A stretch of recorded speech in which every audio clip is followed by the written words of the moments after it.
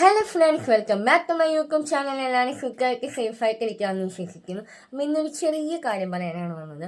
വേറെ ഒന്നുമില്ല, ഈ ഒരു ഗ്രൗണ്ടിൽ കളി നടക്കുമ്പോൾ ഗ്യാലറിയിൽ കുറേ ആൾക്കാർ ഉണ്ടാവും അല്ലേ. അപ്പം ഈ കളി കണ്ടിട്ട് ഗ്യാലറിയിൽ ഇരിക്കുന്ന ആൾക്കാർക്ക് അഭിപ്രായം പറയാൻ ഭയങ്കര ഇഷ്ടവുമാണ്, പല അഭിപ്രായങ്ങളും ഉണ്ടാവും അല്ലേ.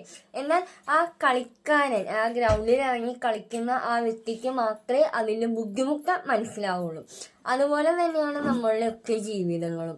പുറത്ത് നിന്ന് കാണുന്നവർക്ക് ഭയങ്കര കമന്റ് പറയാൻ ഭയങ്കര ഇഷ്ടമായിരിക്കും, പക്ഷെ അവരനുഭവിക്കുന്നത് അവർക്ക് മാത്രമേ അറിയാൻ പറ്റുള്ളൂ അല്ലേ.